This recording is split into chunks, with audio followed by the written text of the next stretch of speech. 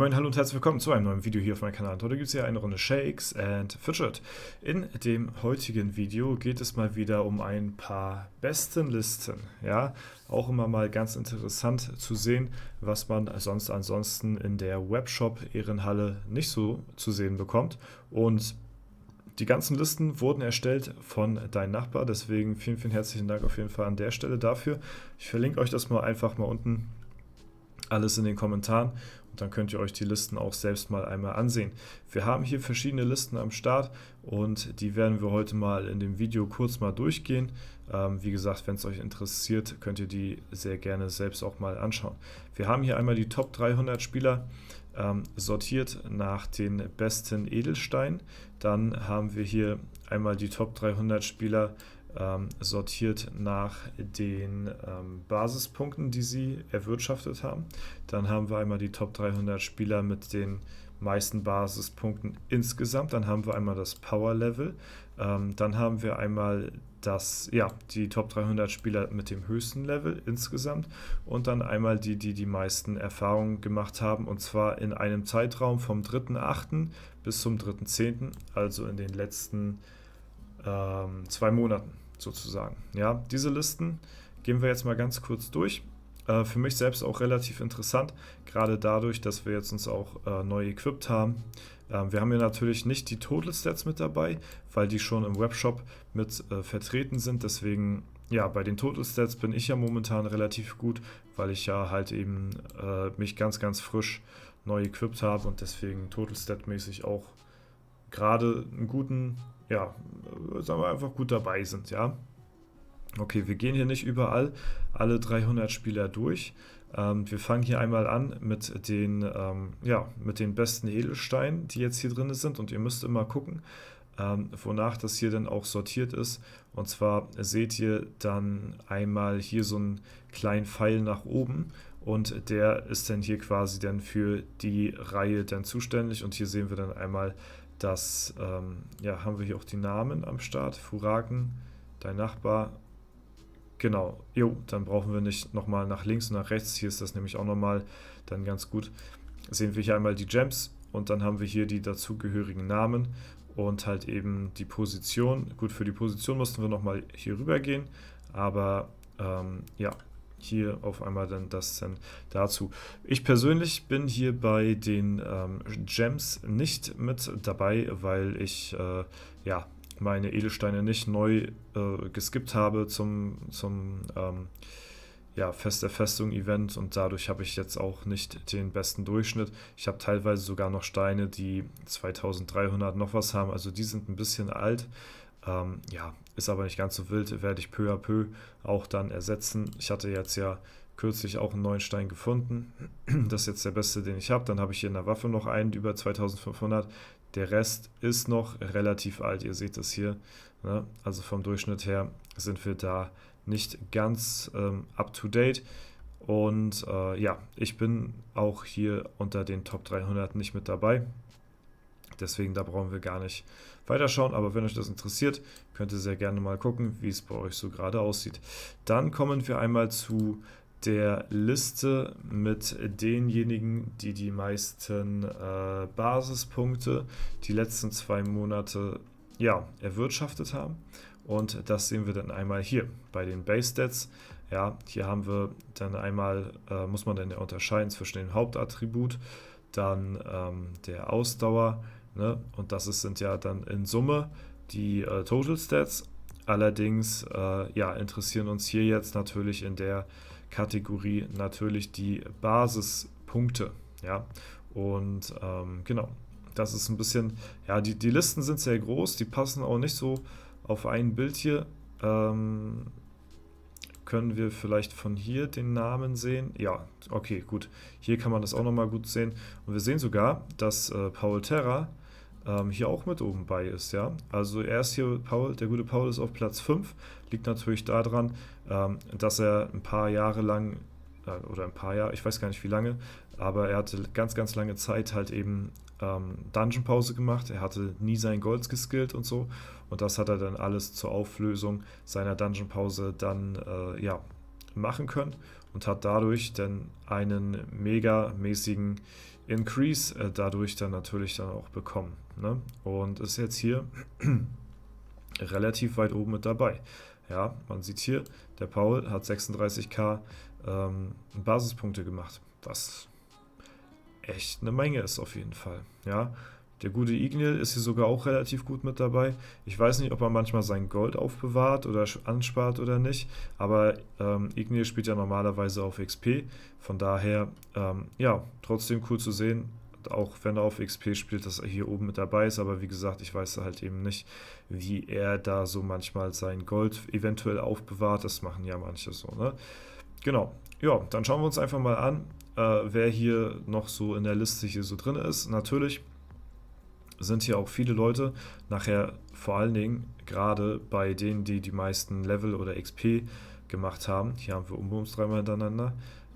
Ja, kommen natürlich auch viele aus einer Dungeon-Pausen-Auflösung und in den letzten 2 Monaten. Hier sind wir von den Base-Stats her, die wir gut gemacht haben, und wir sind hier auf Platz 95. Ach, das ist nicht mal mein Main. Nee, das ist aus der Holzfällerhütte. Ja, moin. Mein Main ist hier gar nicht mit bei, komischerweise. Ja, keine Ahnung, ob der hier noch folgen wird. Aber ja, das ist halt eben auch ein Zeitraum von 2 Monaten. Und wie gesagt, in den 2 Monaten können halt Leute dort deutlich mehr auch anrichten als ich auf meinen Main als Beispiel. Ich habe hier, ja, hier bin ich am Start. Okay. Ja, das ist mein Main. Genau. Wir haben hier 20.000, ein bisschen über, also man sieht aber auch tatsächlich, das ist hier alles relativ nah beieinander, ne? Also das sind hier Basispunkte, die unterscheiden sich von 1, 2 Basispunkten hier. Also das ist wirklich alles sehr, sehr nah beieinander hier. Genau. So, als nächstes, das waren die Basispunkte, die in den letzten 2 Monaten verdient worden sind. Dann haben wir jetzt insgesamt in Summe, und hier wird es halt relativ interessant, hier haben wir halt die Spieler, die die höchsten Basispunkten summiert haben. Ja, und da ist natürlich Strider auch ganz weit vorne. Nach wie vor ist er immer noch der stärkste Spieler hier auf Platz 1, und dann kommt Scythe, Nachteule, Nachbar. Ne? Das sind hier jetzt die summierten Punkte. Wir gehen hier auch mal wieder rüber. Können wir hier gerade so den Namen.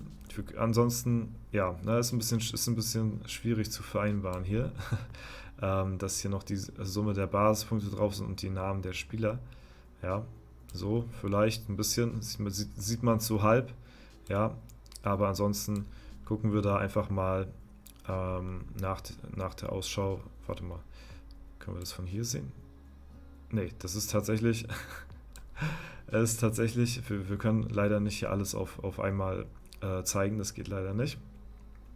Aber mich würde hier auch mal interessieren, wo wir jetzt stehen mit meinem Char. Man muss dazu sagen, hier haben wir natürlich auch die Leute am Start, die seit, keine Ahnung, 2009, 2010 das Game spielen. Ich mit meinem Main-Account bin erst seit 2014 aktiv dabei. Also haben die Leute hier teilweise 5 Jahre Vorsprung. Auf der anderen Seite muss man natürlich auch dazu sagen, dass in den ersten Jahren natürlich auch nicht so viel Gold verdient werden konnte wie heutzutage. Ne? Also wir sind hier auf Platz 82 weltweit von den Basispunkten her betrachtet. Ja, und da sind wir jetzt bei ein bisschen über einer halben Million hier.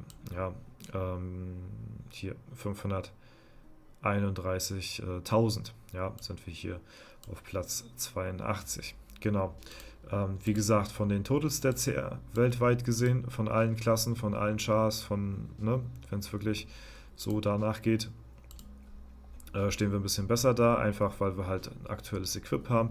Da sind wir jetzt momentan auf Platz 50, genau, weltweit, der höchsten Spieler von den Total Stats her, also die totale Summe, nicht nur die Basispunkte. Genau, dann haben wir als nächstes das Power Level, ja. Da sagte aber Nachbar, das ist ein bisschen ungenau. Es sind bestimmte Berechnungen, die das dort wiedergeben. Und hier sind wir tatsächlich, ja, das spiegelt das schon relativ gut wider, auf Platz 45 weltweit, gerade von den stärksten Chars, die es weltweit gibt. Das ist ganz cool auf jeden Fall. Ja, vom Power-Level her, wie gesagt, ich glaube, das berechnet das alles so gegeneinander, die Chars gegeneinander, wie die Chancen da so stehen, wenn die jetzt gegeneinander fighten würden oder so, oder beziehungsweise, ja, wie aktuell ist das Equipment, die Steine, Verbesserung, also zählt halt alles, ne, die insgesamte Power. Und da auf 45 ist, also ja, kann ich auf jeden Fall nicht klagen. Das ist schon echt schon ziemlich weit oben. Deswegen, ja, freut mich dass wir da auf jeden Fall, ja, hier ist auch der BMW, ähm, da oben mitspielen können. Das ist relativ cool. Dann haben wir hier einmal die Spieler nach Level sortiert. Also das sind hier, ne, aktuell die Spieler nach Level. Das hat man allerdings auch in der, wie heißt's, in der Webshop-Rangliste. Ja, und hier haben wir dann halt, wie gesagt, die Spieler, die hier gerade am höchsten sind von der Stufe her. Wenn wir da jetzt runtergehen, wir sind momentan 754. Ja, das ist natürlich, ja, also wenn wir hier in der Liste vorkommen, wäre nice, aber ist jetzt auch nicht so das, worauf ich jetzt speziell gehe. Für mich ist halt, wie gesagt, eher so die Basispunkte und Total Stats so interessant. Ne? Genau. Jo. Hier haben wir den guten Charlie auch am Start. Und ich glaube, hier müsste ich auch irgendwo sein. Wir sind auf jeden Fall, ja, 54. Genau. Das, ja, ist auf jeden Fall ganz nett, dass wir hier auch in der Liste sind. Aber wie gesagt, das ist jetzt nicht so das, worauf ich am meisten achte. Genau, und dann haben wir hier einmal die Spieler nach dem Level sortiert, beziehungsweise die am meisten XP gemacht haben. Ja, das sehen wir hier einmal an dem Pfeil. Und das sind natürlich viele Spieler, die aus der Dungeon-Pause auch rausgekommen sind. Das sieht man auch anhand des Levels, dass die alle in den Bereichen sind, wo die ja gerade so nach der DP aufgelöst haben, und deswegen sind wir hier wahrscheinlich dann auch eben nicht mit dabei, weil diese Levelanzahl machen wir natürlich im Late Game nicht mehr. Das ist halt eben so, ja, da hat man einmal in dem Spiel einmal so einen fetten Power Spike vom Level her, und das ist halt eben, wenn man seine Dungeon Pause auflöst, und genau, deswegen, da haben wir hier ganz viele Spieler, die halt eben alle hier in diesem Bereich sind, die so alle relativ ähnlich aufgelöst haben, ne? Alle so kurz nach 500 so gerade so stehen, und daran erkennt man eigentlich auch relativ gut, dass die Spieler halt eben alle aus der DP gerade kommen. Genau, deswegen da sehen wir uns nicht in der Ehrenhalle, weil das halt einfach, ja, den Leuten eher gehört, die hier eine Dungeon-Pause aufgelöst haben. Genau. Aber ansonsten soll es das erstmal so weit dazu gewesen sein. Ja, die Listen haben wir hier alle mal gezeigt und verlinke ich euch, wie gesagt, mal unten in den Kommentaren. Ansonsten war es das soweit erstmal von mir. Wenn es euch gefallen hat, lasst gerne eine Bewertung, Kommentar dazu da. Ansonsten wünsche ich euch noch einen super schönen Tag. Vielen Dank fürs Zuschauen. Haut rein und bis zum nächsten Mal.